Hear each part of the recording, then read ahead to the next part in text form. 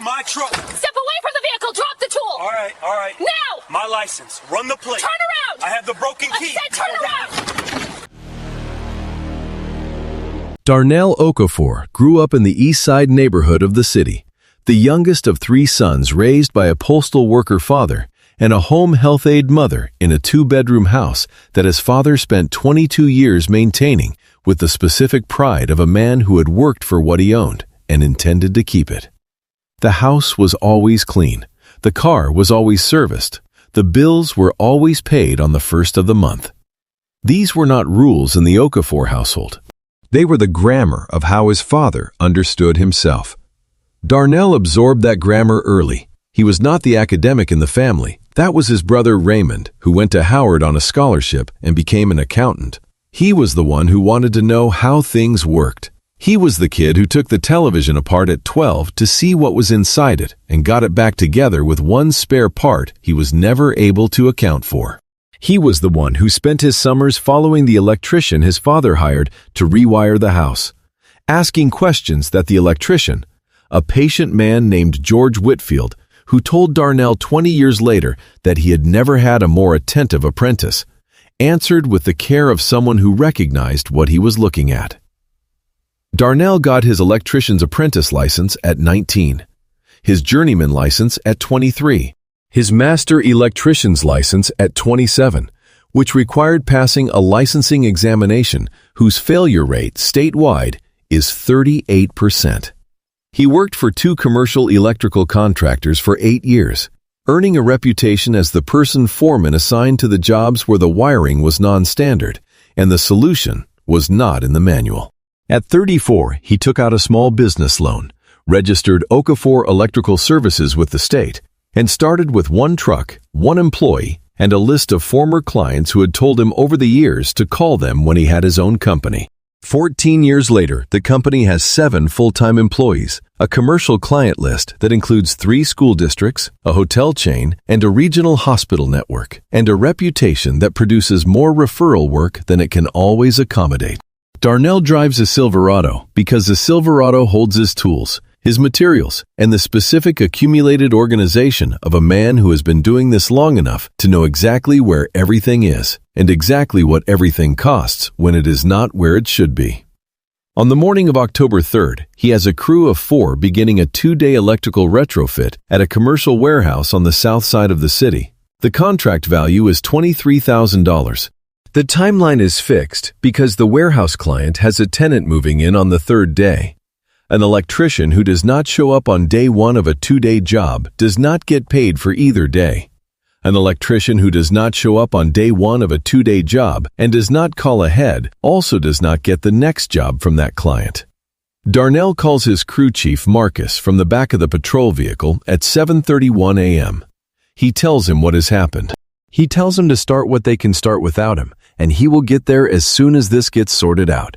He tells him it will be sorted out quickly because it is obviously a mistake and obviously verifiable, and he has the key in his pocket and the registration is in the truck. He is in a holding cell at 7:50 a.m. Marcus calls at 8:15 a.m. Darnell does not have his phone. Dana Price has been with the department for 3 years. She grew up in a suburb 40 miles from the city, attended a state university on a criminal justice scholarship, and joined the force at 26 after a brief period working private security. She is not, by the assessment of her immediate supervisors, a bad officer in the ways that tend to generate attention. She shows up on time. She files her paperwork. She does not escalate confrontations beyond what she initiates. What she initiates is the problem that her supervisors have not examined carefully enough. The prior complaint against her, filed by a black man named Anthony Webb, who reported that Price declined to take his vehicle theft report seriously and suggested he return with more documentation before she would file it, is in her personnel file. The reviewing officer noted that Price's account of the interaction differed from Webb's, and that without additional evidence, the complaint could not be sustained. The complaint was dismissed. No retraining was ordered.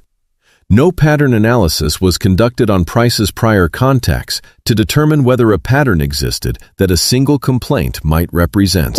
At 7:22 a.m. on October 3rd, Price receives a call about a suspicious person attempting to break into a vehicle on the 400 block of Whitfield Avenue. She arrives at 7:22 a.m. She sees a black man with a Slim Jim.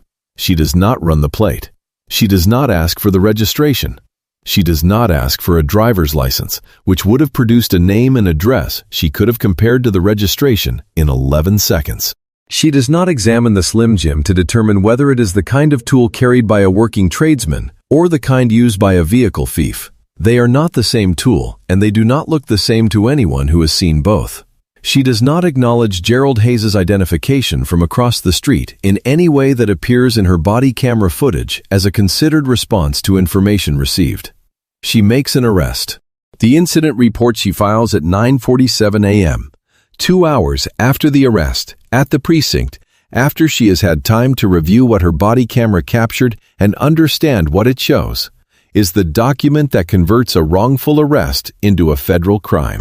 The incident report states that the suspect was observed forcing entry into the vehicle using a specialized tool, that the suspect was unable to produce identification or proof of ownership, and that the suspect became combative during the arrest. 3 of those statements are directly contradicted by her own body camera footage. The body camera shows Darnell offering his license. It shows him demonstrating the broken key. It shows him standing still, with his hands visible for the entire encounter. It shows Gerald Hayes identifying him by name and vehicle from across the street. It shows none of the combative behavior the report describes. She files the report. She submits it to her supervisor. She goes on with her shift. She does not know that her body camera footage is automatically uploaded to the department server every 4 hours. She does not know that a department supervisor reviewing uploaded footage from that sector that evening will flag the discrepancy between her report and the recording before Darnell Okafor's arraignment is scheduled. She does not know any of that when she files the report at 9:47 a.m. She will know all of it by 8 a.m. the following morning. Darnell Okafor is processed and placed in a holding cell at Mercy General Hospital at approximately 8 a.m. He has the Ziploc bag with the broken key in his jacket pocket. He has the photograph on his phone, which has been placed in the property bag with his wallet and his keys. He has told the processing officer his name, his address, the vehicle identification number of his truck, and the name and phone number of his wife. The processing officer is not Officer Price. He is a desk officer named Sergeant Luis Reyes, who has been at the precinct for 11 years and who processes the paperwork in front of him without reviewing it against the available evidence or asking any of the questions that the paperwork, reviewed carefully, would make obvious. He schedules the arraignment for the following morning and places Darnell in the holding cell. Darnell asks 3 times over the course of the morning whether anyone has run the plate on the truck. He is told the investigation is ongoing. He asks whether anyone has called his wife.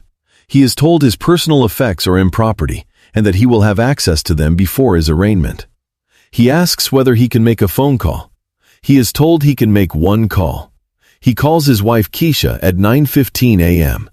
Keisha Okafor is a registered nurse with 12 years at Mercy General Hospital. She is in the middle of a shift when the call comes through on the nurse's station phone. Darnell does not remember the number for her cell and has always known her work number by heart. She steps into a supply room to take the call. She listens to her husband tell her, precisely and without unnecessary emotion, that he has been arrested for attempting to steal his own truck, that the broken key is in his jacket pocket, that the registration is in the glove box, and that he needs her to call an attorney.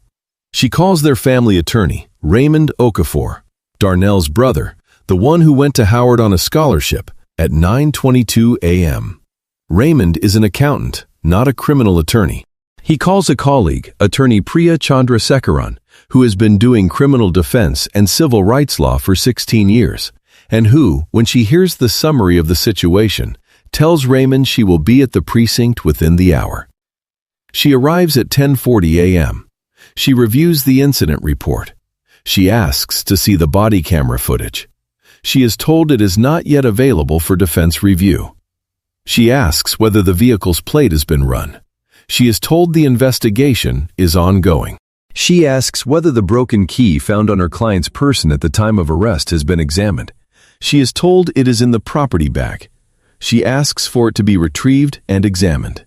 It is retrieved. It is placed on the desk. She asks the desk officer to confirm that the key matches the vehicle make and model listed in the incident report. The desk officer confirms it. She asks why her client is still in a holding cell. The answer she receives, that the process requires completing the scheduled steps and that the arraignment is tomorrow morning, is not, in her assessment, an answer to the question she asked. She files an emergency motion for release at 11:15 a.m. The motion is denied by a duty magistrate who has not reviewed the body camera footage and is relying on the incident report. Darnell Okafor remains in the holding cell. At 7:31 a.m., when Darnell calls Marcus from the patrol vehicle, the crew of 4 arrives at the warehouse job site and begins what they can begin without him. What they can begin without him is limited. The retrofit requires decisions that belong to the licensed master electrician on the job. Marcus is a journeyman. He makes the decisions within his authority and waits on the rest. By 9 a.m., it is clear that the day's work cannot be completed without Darnell. Marcus calls Keisha. Keisha tells him what she knows. Marcus tells the warehouse client site manager that there has been a family emergency and that the work will resume the following morning. The warehouse client, a property management company whose site manager has managed construction projects for 22 years and has heard every variation of the family emergency explanation, calls Darnell's business phone at 9:40 a.m. The call goes to voicemail. The site manager leaves a message stating that if the crew is not back on site completing the scheduled work by noon, the contract will be considered in breach and another contractor will be engaged. The crew is not back on site by noon. The contract is considered in breach. Another contractor is engaged. Okafor Electrical Services loses the $23,000 contract, the relationship with the property management company, and the referral pipeline that relationship represented. By 1 p.m., Marcus has sent the crew home. Keisha has returned to her shift because she cannot afford to lose a day's pay on top of a lost contract. Attorney Chandrasekaran is filing motions at the precinct that are going nowhere. And Darnell Okafor is in a holding cell on Whitfield Avenue with a broken key in his jacket pocket that nobody has thought to compare to the key cylinder in his truck, which is parked 2 blocks away, unticketed, because the officer who arrested him did not call for a tow. Nobody called for a tow because on some level that nobody at the precinct has examined explicitly, the truck being exactly where Darnell said it was and having a broken key cylinder consistent with his account creates a problem for the incident report that is easier not to create. The truck sits on Whitfield Avenue for 9 hours and 17 minutes. Gerald Hayes watches it from his porch. He has called the precinct twice. He has been told both times that his information has been noted. At 6 p.m., a department supervisor named Lieutenant Carol Watkins is conducting a routine review of body camera footage uploaded from the day shift. She pulls Price's footage from October 3rd as part of a sector review that has nothing to do with Darnell Okafor specifically. She watches the 7:22 a.m. encounter. She watches Price approach. She watches Darnell identify himself. She watches the broken key being referenced. She watches Gerald Hayes. She watches the handcuffs go on. Reads the section that says the suspect was unable to produce identification. She watches the footage of Darnell offering his license. She reads the section that says the suspect became combative during the arrest. She watches the footage of Darnell standing still with his hands visible. She reads the section that says the suspect was observed forcing entry using a specialized tool. She watches the footage of a man using a Slim Jim on a truck on a public street, while offering to show his license and his broken key. She calls the duty sergeant at 6:18 p.m. She tells him to release Darnell Okafor immediately, secure Price's body camera as evidence, and pull Price off the street until further notice. Darnell Okafor is released at 4:45 p.m. The processing takes 27 additional minutes after Watkins's call. He retrieves his jacket, his wallet, his phone, and the Ziploc bag with the broken key from the property desk. He walks to his truck on Whitfield Avenue. He gets in. He sits in the driver's seat for 4 minutes without doing anything. Then he calls Keisha. Then he calls Raymond. Then he drives home. The arraignment is scheduled for 9 a.m. the following morning. At 8:15 a.m., the prosecuting attorney, Assistant District Attorney Jennifer Moss, who has been with the DA's office for 9 years and who processes arraignment preparation the way experienced ADAs process arraignment preparation, which is to say quickly, thoroughly, and with an eye for the cases that are going to embarrass the office, opens the file. She reviews the incident report. Plate returns Darnell Okafor's name, and plate returns Darnell Okafor's name and address, matching his driver's license, which, matching the address on the vehicle registration, which is in the glove box of the truck parked on Whitfield Avenue. She retrieves the key comparison notes from the desk officer's record. Broken key, 2019 Chevrolet Silverado ignition key, consistent with the ignition cylinder of the vehicle at 400 block Whitfield Avenue. She closes the file at 8:26 a.m.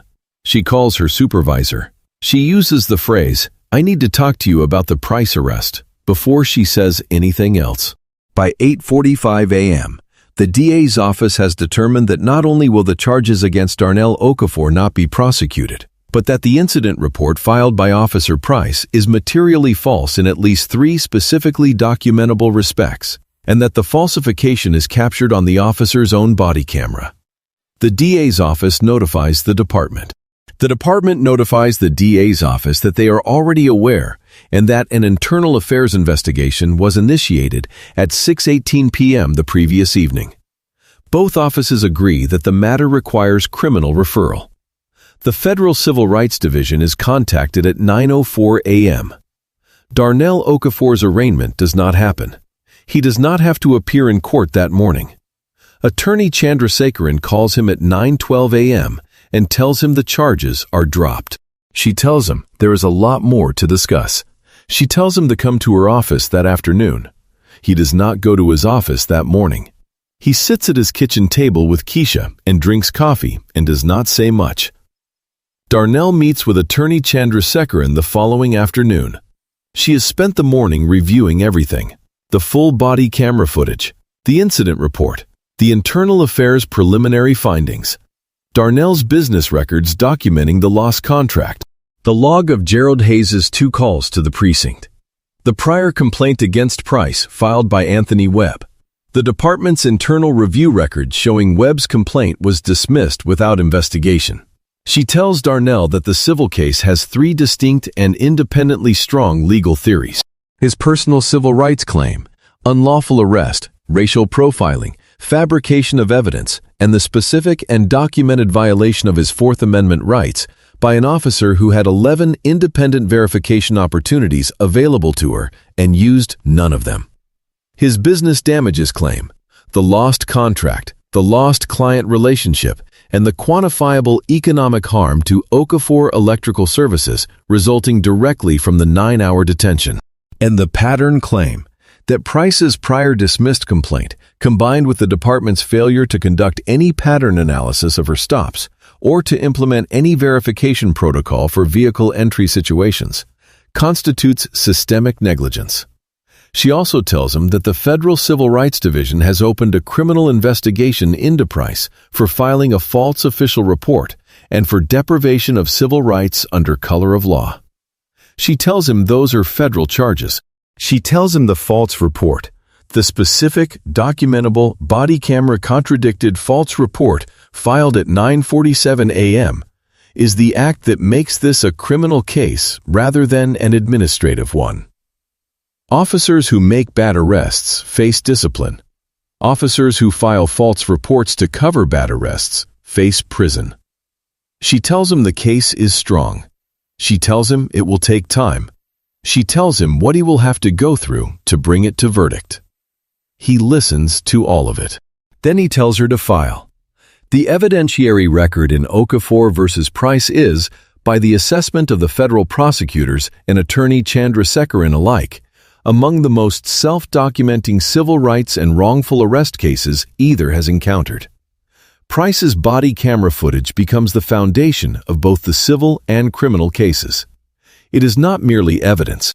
It is a sequential refutation of every material claim in the incident report, recorded on the officer's own equipment, uploaded automatically to the department's server, and preserved in full before Price had any opportunity to manage or modify it.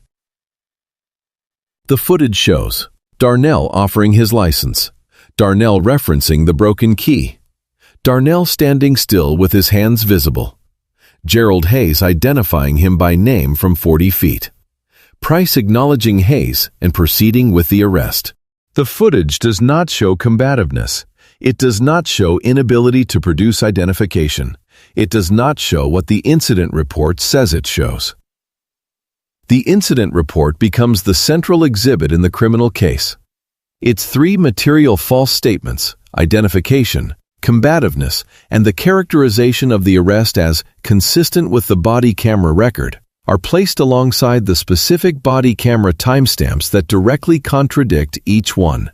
The jury in the criminal trial will see the footage and the report projected simultaneously on a split screen. The broken key and its forensic comparison to the truck's ignition cylinder become Exhibit C in both cases.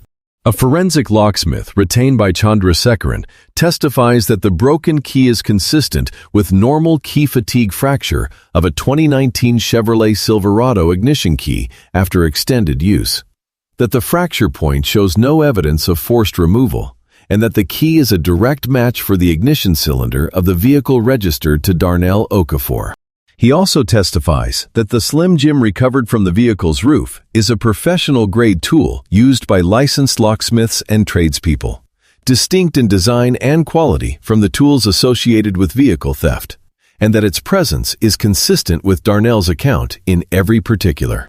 The business records documenting the lost contract become Exhibit D. The warehouse client's termination notice, the contract value, the invoices from the alternative contractor, and the documentation of the subsequent referral pipeline disruption are presented through the testimony of Darnell's accountant, his brother Raymond, who has maintained Okafor Electrical Services books since the company's founding, and who can speak to the financial impact with the precision of someone who has been watching the business grow for 14 years. Anthony Webb's prior complaint and the department's dismissal record become Exhibit E in the civil case. An independent pattern analyst retained by Chandrasekaran reviews 18 months of Price's stop records. In that period, Price initiated 64 pedestrian and vehicle stops. 47 of those stops involved black individuals. Of the 17 stops involving white individuals, none resulted in arrest without verification of identification. Of the stops involving black individuals where the subject was arrested, the average number of verification steps taken before arrest was 0.3. For white individuals stopped, 2.8. The federal criminal trial of Officer Dana Price begins 16 months after the arrest. She is charged on 3 counts: deprivation of civil rights under color of law, obstruction of justice, and filing a materially false official report in a federal civil rights matter. The prosecution presents its case in 4 days. The defense presents its case in 1.5. The disparity is a function of the evidence. The prosecution's closing argument centers on the split-screen display of the incident report and the body camera footage running simultaneously. The prosecutor, a federal assistant U.S. attorney named David Osei, who has tried civil rights cases for 11 years, tells the jury that there are 2 documents in evidence. One was produced by Officer Dana Price at 9:47 a.m. on October 3rd. The other was produced by Officer Dana Price's body camera beginning at 7:22 a.m. on October 3rd. He asks the jury to decide which one is a record of what happened and which one is a record of what Officer Price needed to have happened. He tells the jury the answer is in the timestamps. The defense argues good faith error, arguing that Price's assessment of the scene was reasonable under the circumstances and that the incident report reflected her genuine recollection of the event. The prosecution responds in rebuttal by playing one more time the 40-second sequence in which Gerald Hayes calls out Darnell's name from across the street. The prosecutor asks the jury whether a genuine recollection of that sequence could produce an incident report that does not mention it. He asks them whether a good faith error produces a report that contains the specific, detailed, and false claim that the suspect became combative when the body camera, frame by frame, shows a man standing still with his hands visible for the duration of the encounter. The jury deliberates for 1 day and 4 hours. They return guilty verdicts on all 3 counts. At sentencing, the judge speaks for 19 minutes. She notes that the incident report Price filed was not a minor administrative error or a good faith misrecollection. It was a deliberate document produced 2 hours after the arrest, after Price had the opportunity to review in her own memory what the body camera had recorded. Constructed to describe an arrest that could be defended rather than the arrest that occurred. She notes that without the automatic upload of body camera footage to the department's server, a policy implemented 18 months before October 3rd, after a different misconduct case, Price's report might have gone unchallenged indefinitely. She notes that Anthony Webb's complaint, dismissed without adequate review, represents a prior warning that the system failed to act on. She sentences Price to 6 years in federal prison. The civil case settles 14 months after the arrest, 2 months before the criminal trial begins. The settlement totals $8.4 million. $3.1 million to Darnell Okafor, $1.4 million for civil rights violations, wrongful arrest, and racial profiling, $900,000 for the lost contract, client relationship, and documented business disruption to Okafor Electrical Services, $800,000 for emotional distress and the specific harm of 9 hours in a holding cell with the evidence of his innocence in his jacket pocket. $2.3 million to Anthony Webb, whose prior complaint against Price is reopened, investigated properly for the first time, and found to be meritorious.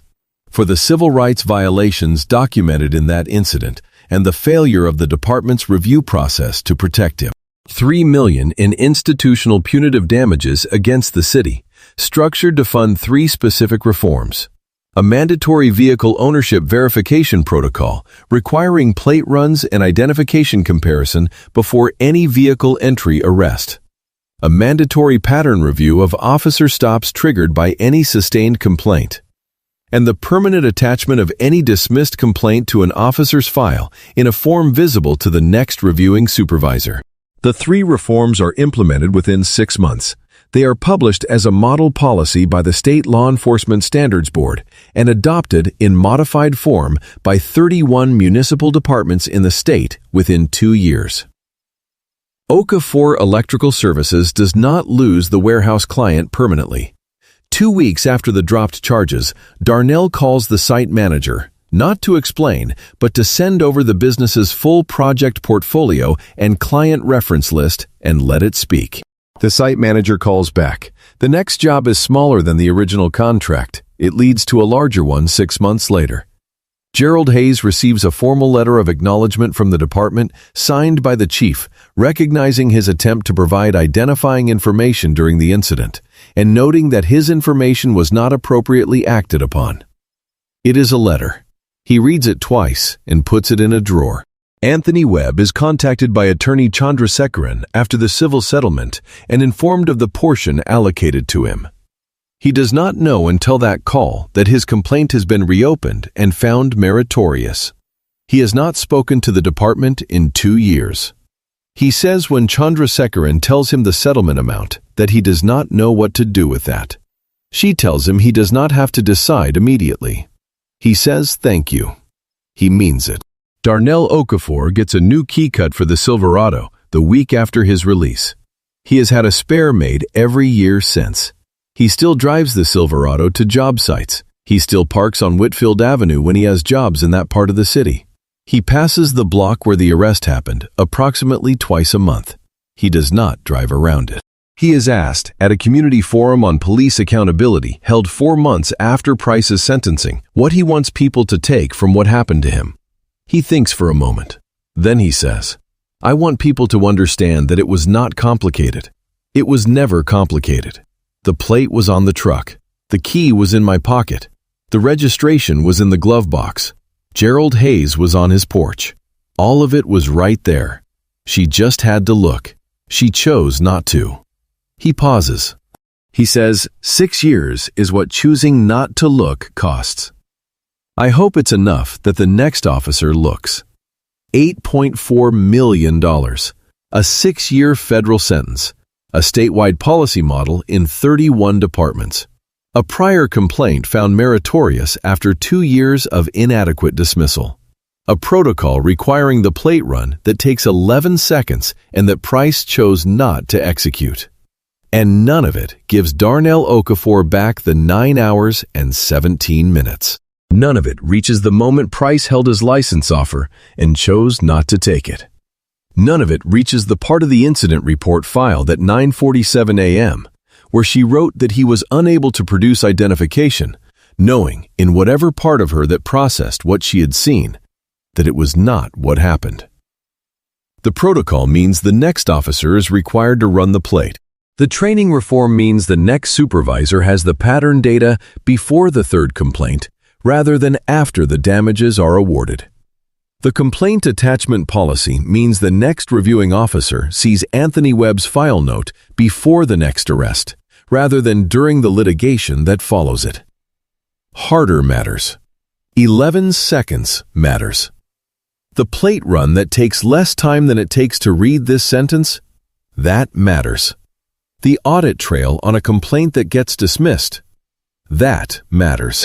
But the instinct that looked at Darnell Okafor on a public street with a Slim Jim and a broken key in his pocket, and a neighbor on his porch and a plate on the truck, and decided, in the time it takes to form an assumption, that she already knew what she was looking at. That instinct is not addressed by a training module.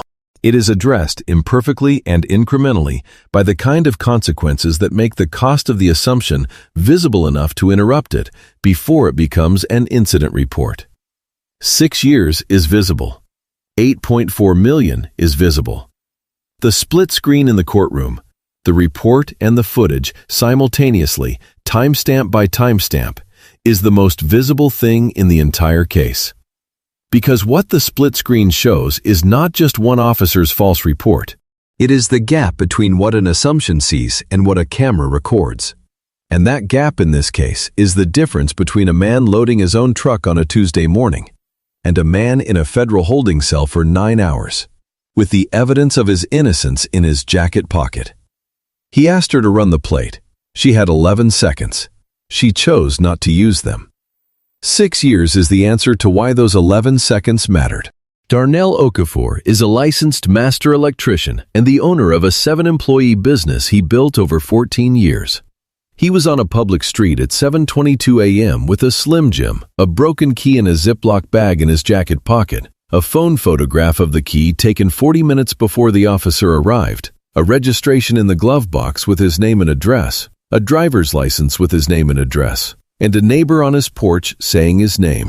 He was in a holding cell 9 minutes later. He was there for 9 hours and 17 minutes. He lost a $23,000 contract while he was inside. Price filed the false report at 9:47 a.m. The automatic upload saved the footage. The ADA dropped the charges in 11 minutes the following morning. Price was sentenced to 6 years. So here is my question. If a broken key in your jacket pocket, a matching registration in your glove box, a neighbor identifying you by name from 40 feet, and a license plate on the vehicle that returns your name and address in 11 seconds are not enough to prevent a black man from spending 9 hours in a holding cell for attempting to open his own truck, what is? Should the supervisors who dismissed Anthony Webb's prior complaint against Price, without adequate review and without any pattern analysis of her stops, face personal civil liability for every person harmed by the conduct their dismissal allowed to continue? And should the mandatory plate run protocol, the 11-second step that would have ended the encounter before the handcuffs came out, be a criminal prerequisite for any vehicle entry arrest, with officers who skip it facing automatic obstruction review when the arrest is challenged? Share your thoughts in the comments. This story proves that the evidence does not have to be hidden or complicated or difficult to find. Sometimes it is in the man's jacket pocket. Sometimes it is on the truck he is standing next to. Sometimes it is in the mouth of the neighbor on the porch 40 feet away. Sometimes it takes 11 seconds and a plate number. And sometimes, the officer who has all of that available to her in the first 60 seconds of an encounter and chooses not to use any of it ends up in a federal courtroom watching her own body camera footage projected next to her own incident report, while a jury decides what to call the space between them. The jury called it 6 years. That is what accountability looks like when the camera is already running. Thank you for watching. I will see you in the next story.